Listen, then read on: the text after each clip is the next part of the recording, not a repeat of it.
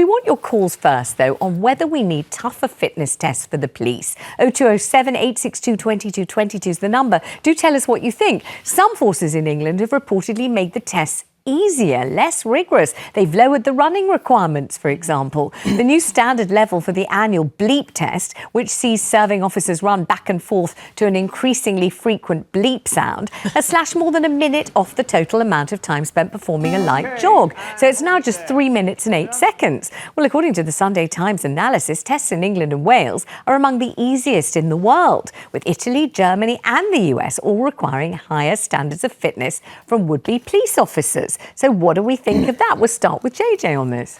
Our police forces in this country are overweight, lazy. They don't catch criminals enough. Whoa. They're not fast enough on the street. I don't think we should just make them fit enough to do better bleep tests or a higher level bleep test. I think there should be a requirement. As a male, you must be 5'10" as a minimum height. That's the average height of a British man, is 5'10". British woman, I think, is 5'4", so female police officers should at least be 5'4". I want to see like the kind of cops you get in places like the Philippines, where they're built from the military. You know, proper, big, tough.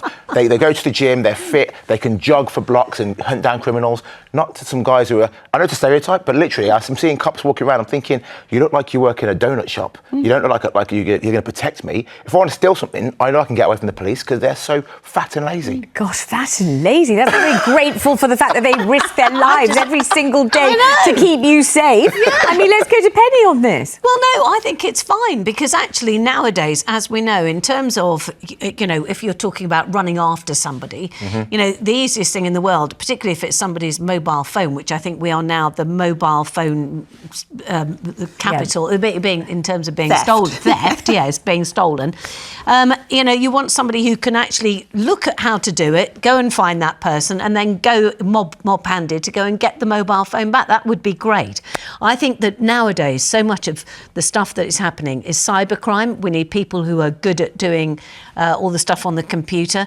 And as for sort of, you know, tearing off after, as I said, if you're talking about theft and everything, they've all stolen, you know, bikes and what have you. So, you know, even if they could run, they probably couldn't outrun a bike. But do they, Nicky, do they at least have to look as if they could handle themselves in an altercation? 100%. I mean, do they have to look as if they are hench, they are vigorous, they are fit, and they've got a certain, not intimidating, but a certain kind of authority or gravitas just in the way that they present themselves? Is that important rather than, really important, as JJ says, looking as if they've just gone out of a donut shop and would like to go back in for further supplies of donuts? I mean, is that unfair or is that right? I think it should be aspirational to join the police, and part of that should be that you look good, you fit, you're healthy. That's how we're going to attract young men into the police force. We want women too, though. And women, men and women, with that health, and, you know, projecting that image of health and fitness. I think it's a real positive. Why are we even thinking about reducing? One of the reasons is it's hard to recruit police and it's hard to retain them, and so, that's because it's a hell of a difficult job, an incredibly difficult job. But that's not because of the fitness, though. It's because the job is tough. But if they relax the rules on fitness, as they're doing in various police authorities, that's to make it easier so that anyone who wants to come in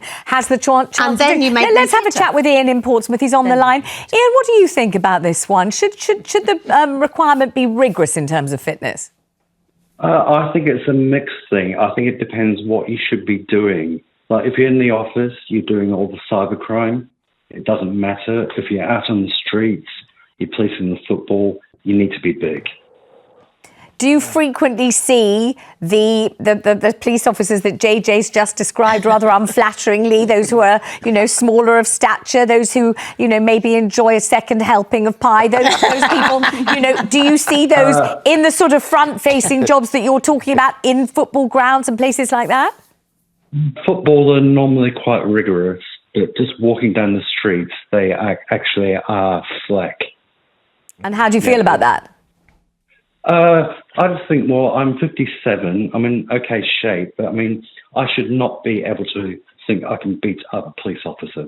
Exactly. I hope you're not thinking that. Let's go to David, who's on the line in London and is a police officer. David, thank you very much indeed for calling. I apologise for my guest being so desperately uncomplimentary to you and your compadres. But do you think it's right or wrong that the rigour of these tests has now declined? Absolutely. When I joined the job 20 plus years ago, it was a lot higher.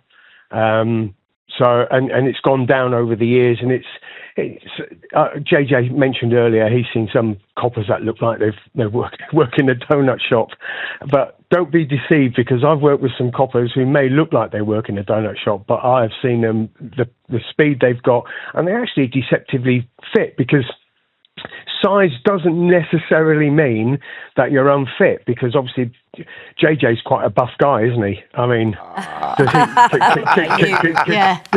had to buff up for his wedding. He only got married 2 days ago. This is the best you'll ever see him. The slippery slope. By Wednesday, he'll be completely unrecognisable. I'm kidding. But David, go on. You respond to David, JJ. David, as a copper, when you were a copper, was it every year you'd have the fitness test, or was it a case of you do the fitness test, you get in, and then that's it for the rest of your career? No, you do a fitness test every year. Okay. And I was on a specialist public order unit, so we're training a lot anyway. But there's a lot of coppers who actually join gyms outside, and that's on response teams, safer neighbourhood teams, so they like to keep fit. Unfortunately, when you're on shift work, sometimes you don't get to eat until silly o'clock in the morning, and you have to eat garbage. So, like your takeaways, which doesn't help. But a lot of, I've worked with a lot of officers who take in their own food, but when you've been on a long day of public order or a long shift, sometimes you just think, I need something that's going to hit the spot and satisfy me quickly, rather than that salad you packed 14 hours ago. Tell me something, David. As the yearly test came round again, would you feel worried and nervous? Would you think, oh my gosh, it's only 3 months till the test, I better start training, I better start working out? Was it something that caused anxiety? Not for me personally, because obviously when I used to train when I was on a public order unit all the time, and there are other officers who do get that anxiety, and a lot of it is because they're thinking, oh my God, if I fail, I've got to go on this action plan, I've got to do this, I've got to do that. There is a high standard expected of officers from the public, and that's rightly so. But sometimes policing isn't just about chasing suspects, as somebody else said. That was me. Some police are investigators, etc., etc. So, but anybody on the front line, I think that the fitness test there should be a higher level of expectation. All right, appreciate your work and all you've done to keep us safe, and thank you so much for calling, David.